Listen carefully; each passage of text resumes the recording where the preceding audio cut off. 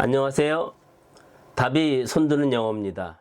여러분은 영어 공부를 시작할 때 문법부터 시작해야 한다고 생각하십니까? 아니면 회화부터 시작해야 한다고 생각하십니까? 영어 공부에 관심 있는 제 주변의 사람들이 묻는 두 가지 공통 질문이 있습니다. 하나는 어떻게 하면 영어를 잘할 수 있습니까? 라는 것이고, 다른 하나는 문법부터 시작할까요? 아니면 회화부터 시작할까요? 라는 질문입니다. 이러한 질문을 받을 때마다 저는 다음과 같이 되묻습니다. 올챙이가 차가운 물에서 알을 낳을까요? 아니면 따뜻한 물에서 알을 낳을까요? 눈치 빠른 분은 이미 제 질문의 전제가 잘못됐다는 것을 알아챘을 것입니다. 정답은 차가운 물도 아니고 따뜻한 물도 아니지요. 애당초 올챙이는 알을 낳을 수 없고 알은 성체인 개구리가 낳습니다. 문법과 회화 중에 양자택일하라는 질문도 이와 비슷합니다. 영문법이 어떤 이유와 목적을 갖고 만들어졌는지도 모르는 사람이 문법이 먼저다, 회화가 먼저다 라고 함부로 대답해서는 절대 안 되는 일이기 때문입니다.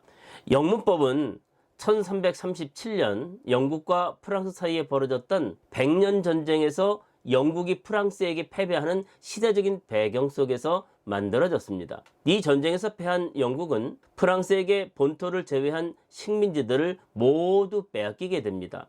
그런데 전쟁 직전까지 영국은 모국어인 영어를 평민이나 하층민들이 사용하는 언어로 천대했고, 대신 프랑스는 귀족들이 사용하는 소중한 언어로 대접하고 있었습니다. 그러나 전쟁 패배 후에 영국은 이제 적대국이 되어버린 프랑스의 언어를 계속 사용할 수는 없는 일이 되었습니다. 자존심 문제였으니까요. 그래서 프랑스어를 몰아내고 모국어인 영어를 다시 사용하자는 당연한 움직임이 일어나게 됩니다. 그런데 이것이 생각보다 그렇게 간단한 문제가 아니었습니다. 복잡한 문제가 모국어인 영어에 있었기 때문입니다. 영국은 역사적으로 로마 제국과 게르만족 그리고 네덜란드와 프랑스로 이어지는 침략과 지배를 계속 받아왔습니다. 그때마다 지배하던 나라들의 언어의 영향을 받아 지방마다 많은 사투리가 생겨났는데, 그 결과 같은 영어를 사용하면서도 자신이 사는 지역을 조금만 벗어나면 서로 의사소통이 힘들 정도였습니다. 이러한 복잡한 상황을 알게 된 왕은 영어가 속히 표준 언어로 자리 잡도록 언어학자들을 한자리로 다 불러 모아 다음과 같은 명령을 내리게 됩니다. 모든 백성들이 가장 쉽고 빠르고 정확하게 올바른 영어를 배울 수 있게 하라. 그렇게 해서 영어학자들이 연구해 놓은 결과물이 바로 초기 영문법이었습니다.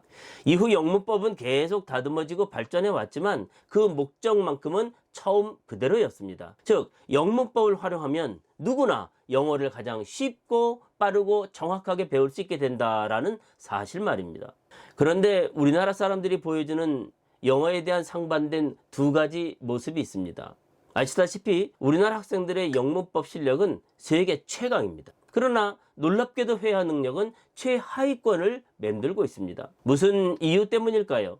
앞에서 말한 대로 영문법이 정말 영어를 가장 쉽고 빠르고 정확하게 배울 수 있게 하는 도구라면 당연히 우리나라 학생들의 회화 능력도 세계 최강이어야 마땅하지 않을까요? 그런데 현실은 몹시 초라합니다. 오직 한 가지 이유 때문입니다. 실용 영문법 대신 일제 36년 강점기 시절에 들어온 문장 오형식이라는 비틀어지고 기형적인 분석 영문법을 아직도 교실에서 가르치고 수능이나 편입시험, 심지어 공무원 시험에까지 그대로 적용하고 있기 때문입니다.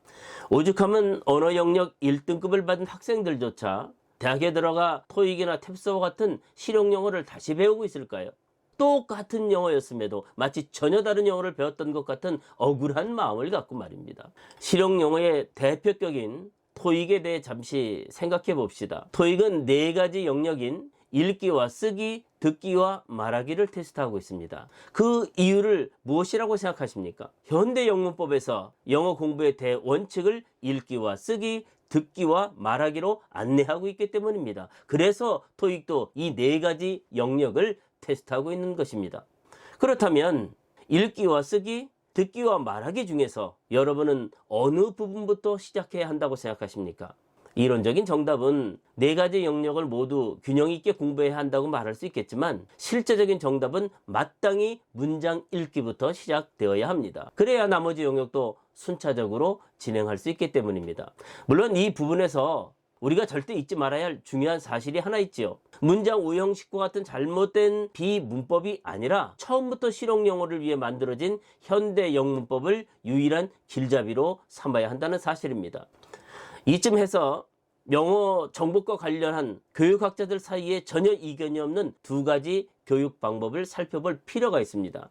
첫째, 오직 듣기를 통해서 말하기를 완성할 수 있다는 습득이라는 방법입니다. 여기서 습득이란 읽기에 의존하지 않고 오직 언어 교환 방식인 듣기를 통해서 새로운 언어를 익혀가는 과정을 말합니다. 아이가 부모로부터 이해할 수 있는 언어를 반복적으로 듣고 이에 반응하면서 언어의 범위를 확장해 나가는 것과 같은 교육 방법을 말합니다. 그리고 둘째는 학습이라는 방법인데, 이 방법은 배우려는 언어에 대한 기본 규칙을 먼저 배운 후에 그에 따라 학습자 본인이 의식적으로 읽고 쓰고 듣고 말하기를 반복하면서 언어의 범위를 확장해 나가는 교육 방법을 말합니다. 습득과 학습이라는 이 두 가지 언어 교육 방법 가운데 여러분은 어느 쪽이 더 마음에 드는지요? 사실 어느 하나가 다른 하나보다 더 좋다고 말할 수 없습니다. 두 가지 이론 다 검증받고 지금도 인정받고 사용되는 올바른 학습 방법이기 때문입니다. 다만